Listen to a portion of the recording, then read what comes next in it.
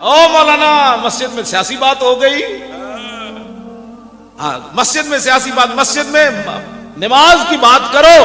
یہ نہیں کرنا کہ محمد عربی نے کتنے لشکر روانہ فرمائے, یہ بیان نہیں کرنا کہ رسول اللہ خود بدر میں کیسے تشریف لے گئے, یہ نہیں بیان کرنا کہ رسول اللہ نے ایسے تلوار اٹھائی تو ابو دجانہ کو کیسے دی. کیوں جی؟ ہاں, اور یہ نہیں کہنا کہ رسول اللہ کی طرف جب وہ گھوڑا دوڑا کر آ رہا تھا تو کہتا تھا بتاؤ اے محمد کدھر ہے, تو یہ نہیں بیان کرنا کہ ابو دجانہ فتعرض لہ ابو دجانہ, اینج ابو دجانہ آگے ہو گیا. انہوں نے کہا نہیں نہیں میں تو بڑا صوفی آدمی ہوں, ختم نبوت پر حملہ ہوا تو وہ جہد چشتی صاحب جانے, میں تو پیر ہوں, میں تو اندر بیٹھا ہوں. ہاں میدان احد میں عبداللہ بن عمید بن زہیر آیا, ان تلوار پکڑی ہوئی تو کہنا دلونی علی محمد فواللہ لاقتلنہ او لاموتن دونا.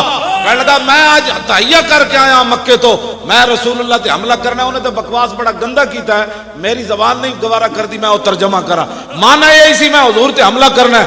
اگو پھر کی ہویا, ابو دجانہ کلے کھڑے سن تے تلوار انج رکھ کے آ رہے سی. تے ابو دجانہ صحابہ نے کہا ادھر آنا بندہ بڑا ڈاڈا آ رہا. نا عشق اپنے فیصلے کرنے میں خود بڑا دلیر ہوتا ہے.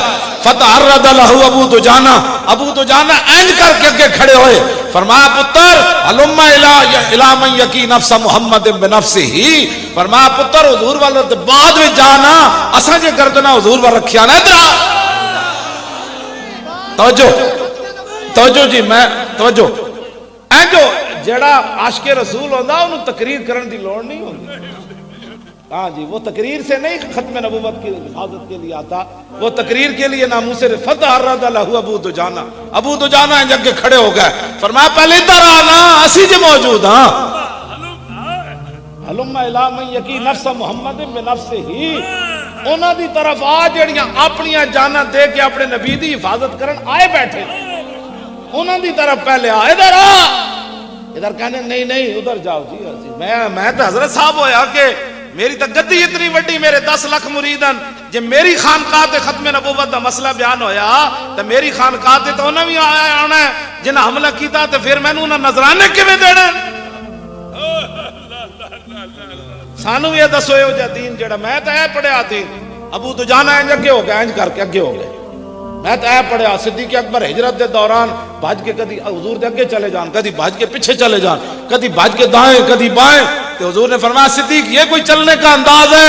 یہ ہے ناموس رسالت کا مسئلہ.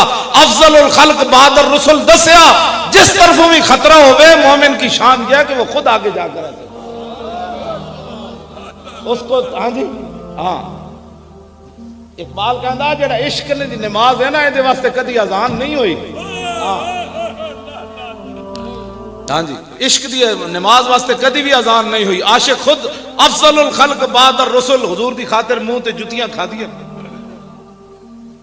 یہ قیامت والے دن صدیق اکبر بلان گے نہیں, اسا تے جتیاں حضور دی خاطر منہ تے کھا دیاں نہ, تسی حضور دی ختم نبوت تے خانقاہ تے تقریر نہ کروا سکتے. یہ بھی سیاسی مسئلہ ہے. ختم نبوت پہلے ممتاز کا سیاسی مسئلہ تھا, اب ختم نبوت بھی سیاسی مسئلہ ہو گیا. دنیا کتنی چلاک نکلی یار, جس کے صدقے پیریاں, جس کے صدقے جناب اپنی نظرانے انہاں دیاں پورے نسلاں پل رہی ہیں, مولویاں دے پیراں دیاں, انہاں ختم نبوت دے مسئلے تے بھی نہ بولے. یہ بھی سیاسی مسئلہ ہے. بڑی خانقاہ تے بڑا دربار تے اوتھے جمعے تے ختم نبوت تے حملہ ہو گیا تے تقریر بھی نہ ہو سکی. اوتھے دسو پھر کیڑا دین بیان کرنے ہو, سانو بھی دسو. اے ایمان ہے. صدیق اکبر نے جدو حضور نے پوچھا صدیق ہے کوئی چلن دا انداز ہے, عرض کی تھی حضور میں نے جدو خوف ہوندا ہے نا دشمن اگے تو آنا ہے تے میں نس کے اگے چلا جانا, جنہیں مقابلہ کرنا ہے مینوں مارے تواڈے تک تے نہ آوے.